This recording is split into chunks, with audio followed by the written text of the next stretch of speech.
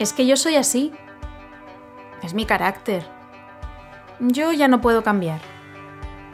¿Cuántas veces has escuchado esto? ¿Cuántas veces incluso lo has pensado tú mismo? El cambio nos produce vértigo. A veces incluso lo rechazamos frontalmente, como proclama la canción de Fangoria que hemos escuchado al principio. La vida solo se puede vivir hacia adelante y es una oportunidad de cambio. La experiencia, los aciertos y sobre todo los errores nos abren la puerta a poder rectificar y cambiar. ¿Cuántas cosas cambiaríamos si pudiésemos retroceder en el tiempo? Si pudieras volver hacia atrás, ¿qué le aconsejarías a tu yo de justo antes de comenzar la pandemia? Formulamos esta pregunta en el Instagram de Regreso a Casa y algunas de las respuestas fueron estas. Que no se preocupara por tonterías y que le contara todas las cosas a Dios, nos comentaba Ana. Que se quede en casa, dijo Ismael. No temas, mantén tu confianza en Dios.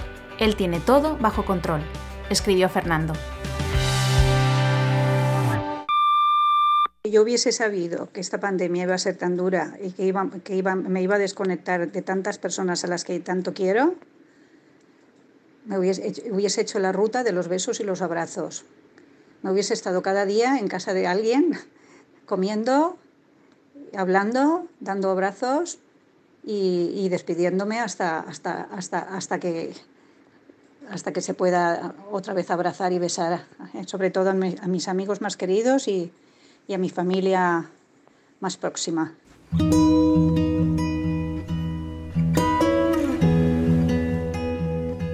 Bueno, si yo pudiera darme un consejo a mí mismo antes de todo eso, es el consejo de Jesús en Mateo 6:34 que dice: basta cada día su mal.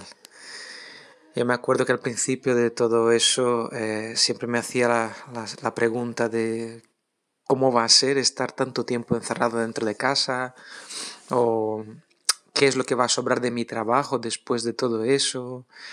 ¿Voy a conseguir remontar, levantar cabeza después de todo eso? Como soy autónomo, me daba mucho miedo y empecé a tener más tranquilidad a partir del momento en que empecé a vivir cada día, un día de cada vez, reconocer que en ese día tenía lo suficiente, tenía salud, tenía mi familia cerca, tenía alimento, una casa, y incluso eso me traía algo de gratitud, ¿no? Por tener esas cosas en una situación tan difícil.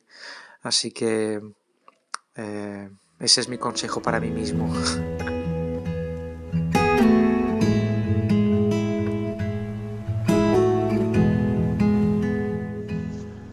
Yo me diría a mí mismo que no me agobie por las ansias de la gente en hacer grandes compras como si se acabara el mundo, que esto pasará y que confíe más en Dios, que es simplemente un pequeño cambio en nuestra vida, en la rutina de nuestra vida, pero que Dios sigue siendo el mismo.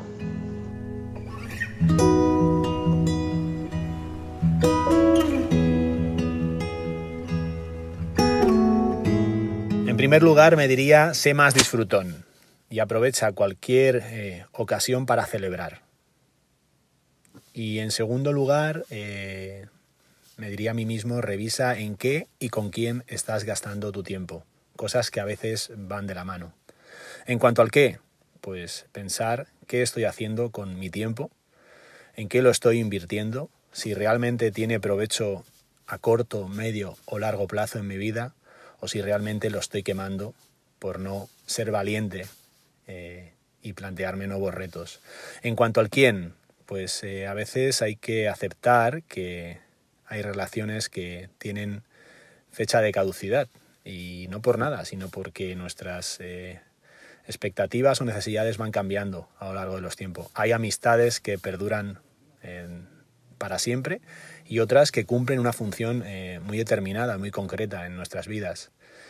No me malinterpretéis, no estoy diciendo coger una lista y tachar y al final quedarme yo solo y dedicarme a mí mismo. Todo lo contrario, me estoy refiriendo a ser valiente para invertir tiempo en nuevas relaciones. Ya no solo por lo que tú recibes, sino por lo que tú ofreces y das a la otra persona, ¿no? Y y creo que es importante que sopesemos y valoremos qué aportamos o qué nos aportan las relaciones que tenemos. Woody Allen, en una de sus geniales frases, decía: «No me arrepiento de nada de lo que he hecho en mi vida, pero la verdad es que me gustaría ser otra persona». En un interesante estudio de la revista Cognitive Psychology, se pregunta a grupos de diferentes edades sobre los errores cometidos en el pasado. El principal lamento de las personas de 20 a 45 años era el de las malas elecciones. Pero ya con 70 años aparecía el lamento profundo por las oportunidades perdidas y las decisiones no tomadas por falta de valentía. Hemos preguntado a la psicóloga Miriam Dolf sobre las razones por las que nos resistimos al cambio. Algunos lo llaman cambio, otros progreso, adaptación. La vida en sí misma es un cambio. El cambio es la única cosa inmutable. Y es que nadie se baña en el mismo río 2 veces, porque todo cambia en el río en el que se baña. ¿Por qué se temen los cambios, si la vida se compone de ellos?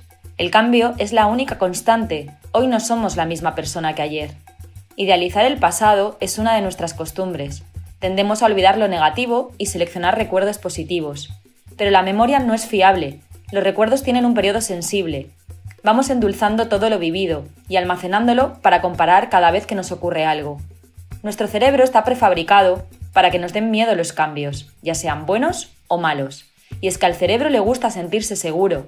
De ahí que un cambio le suponga salir de esa zona de confort y experimentar temor y miedo. Por otro lado, el exceso de adrenalina que generamos para poder afrontar cualquier cambio, el cerebro puede confundirlo con sensaciones parecidas a la desconfianza o el peligro. Todos los cambios, aún los más ansiados, llevan consigo cierto temor. Algo que he podido observar y vivir es que cuando se tambalean los cimientos sobre los que hemos construido nuestro personaje, se nos activa un sistema inconsciente de supervivencia, que trata de evitar la catarsis. El inconsciente lo interpreta como peligro y trata de evitarlo. Entiende que esa parte nuestra que funcionaba hasta ahora y que era lo que somos, desaparece, se va, se acaba, y eso es una forma de morir. A menudo pensamos que la gente no cambia porque no quiere, pero muchas veces no sabe lo que hay que cambiar o tiene la creencia limitante de creer que no puede cambiar. Algunos autores señalan 7 etapas que determinan nuestra resistencia al cambio. La etapa primera sería la etapa de choque, es el estado de parálisis por el análisis. La etapa 2 es la etapa de negación, implica un poco cerrar los ojos ante la realidad y cualquier evidencia de que la transformación es necesaria. La etapa 3 es la etapa de ira, cuando no podemos seguir negando el cambio y respondemos a él con rabia o frustración. La etapa 4 es la etapa de negociación, fase en la que intentamos encontrar una salida y buscamos cómo evitarlo. La etapa 5 es la etapa de depresión, donde finalmente aceptamos, pero no de buen grado, que el cambio es inevitable. La etapa 6 es la etapa de prueba, donde la resistencia al cambio finalmente va desapareciendo y buscamos soluciones realistas. Y la etapa 7 es la última fase, la fase de aceptación, donde volveremos a encontrar el equilibrio que se había roto y ponemos en práctica nuevos patrones de comportamiento adaptativos, que nos ayudan a reconstruir nuestra identidad bajo las nuevas circunstancias. Entre las principales excusas que nos ponemos para resistirnos a los cambios están no comprender que el cambio es necesario, el miedo a lo desconocido, el temor al fracaso, que muchas veces no nos lo reconocemos, pero reaccionamos resistiéndonos, el apego a nuestros hábitos, o bien por agotamiento y saturación, o lo que llamamos comúnmente es un mal momento. Y para terminar, quiero dejar entre vosotros una reflexión. No es el cambio lo que produce dolor, sino la resistencia al cambio.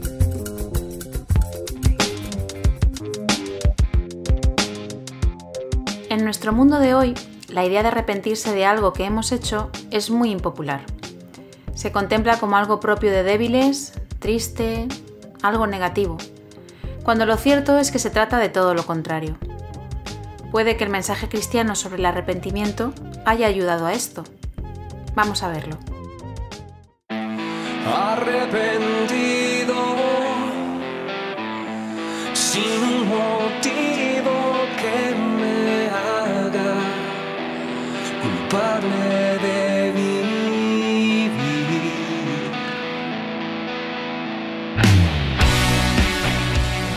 No son pocas las veces que he escuchado a personas enorgullecerse de que no tienen de nada de qué arrepentirse. ¿Por qué tanto rechazo al arrepentimiento? Yo creo que es fácil responder a esto, Buena parte del cristianismo ha explicado que el arrepentimiento es lamentarse, vivir dándose golpes en el pecho, vivir lloriqueando y estar amargado. Visto desde ese aspecto, quizá yo también habría respondido huyendo del arrepentimiento predicado por la cristiandad. Pero es cierto que en el mensaje de Jesús que encontramos en la Biblia, el arrepentimiento es clave y central. La pregunta es, ¿cuál es el arrepentimiento del que habla Jesús y sus apóstoles? ¿Realmente se trata de vivir amargado y lamentándote o es otra cosa? Si vamos al Evangelio de Marcos, que seguramente fue el primero que se escribió, encontramos que la primera predicación de Jesús es resumida en esta frase: arrepentíos y creed en el Evangelio. La palabra traducida en español como arrepentíos, en griego, que es como se escribieron originalmente los evangelios, es metanoia.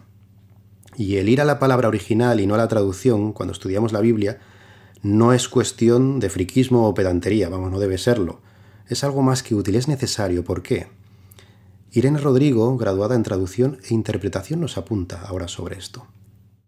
Hay que tener en cuenta que al traducir no estamos intercambiando una palabra por otra, sino que estamos traduciendo de un contexto a otro.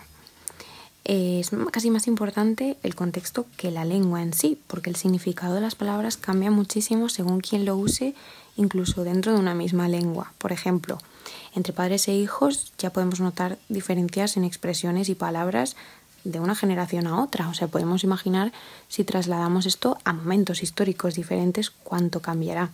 O a países ya con una lengua distinta a la nuestra.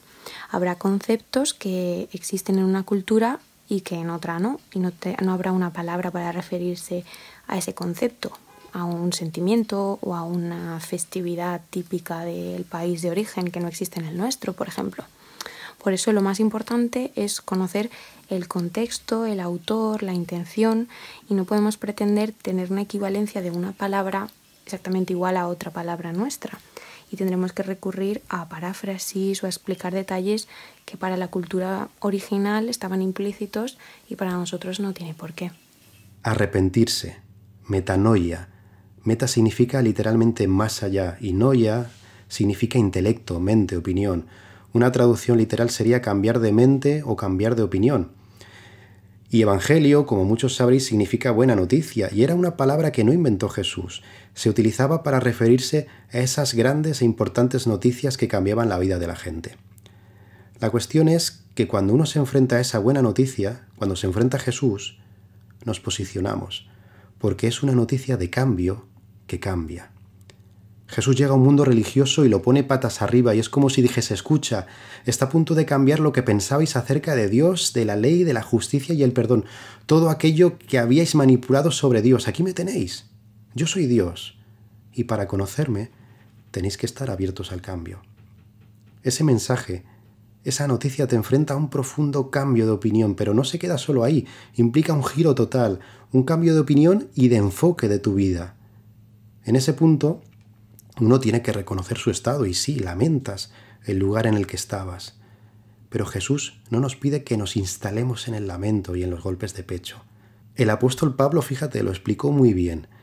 Escribiendo a los cristianos de Corinto dijo: porque la tristeza, que es conforme a la voluntad de Dios, produce un arrepentimiento, ahí está esa palabra, metanoia, que conduce a la salvación. Y añade, sin dejar pesar, es decir, sin dejar remordimientos. Pero la tristeza del mundo produce muerte. Esa tristeza de haber hecho las cosas mal y reconocerlas ante Dios nos abre las puertas al cambio y nos pone delante del único que es capaz de perdonarlo absolutamente todo. Eso cambia la ecuación y lo convierte en algo maravilloso. Por eso no, ni mucho menos, arrepentirse ante Dios no supone vivir amargado y en penitencia perpetua. Es todo lo contrario. Es dejar que Él nos quite la amargura y podamos vivir en paz, con Dios, con nosotros y con los que nos rodean. Con nuestro episodio número 12, damos por terminada la primera temporada de Regreso a Casa. Comenzamos esta andadura en el mes de marzo de 2020, coincidiendo con el confinamiento domiciliario en España a causa de la pandemia. En el momento de la grabación de este programa, contamos con más de 5.000 suscriptores en la plataforma iVoox y casi 65.000 escuchas. Muchísimas gracias por vuestro apoyo. Nuestra intención es la de seguir trabajando para poder ofreceros nuevos contenidos en la segunda temporada. Permanece atento a nuestras redes sociales. Puedes seguirnos en estas 2 cuentas de Instagram: Regreso a Casa Podcast e Igle Valencia. Queremos dejarte con un ejercicio de imaginación que suele proponerse desde la logoterapia, escuela de psicoterapia fundada por Viktor Frankl. Imagínate que estás en tu lecho de muerte. Has podido vivir muchos años. Mires hacia atrás y estás satisfecho con tu vida, con todo lo que has hecho y vivido. Vuelves al presente. ¿Qué necesitas hacer hoy en tu vida para que cuando llegue ese momento estés satisfecho? El apóstol Pablo llegó a este punto. Intuyendo que su tiempo se acercaba, escribió a Timoteo en una carta: He peleado la buena batalla. He terminado la carrera. Me he mantenido en la fe. Por lo demás, me espera la corona de justicia que el Señor, el juez justo, me otorgará en aquel día. Y no solo a mí, sino también a todos los que con amor hayan esperado su venida.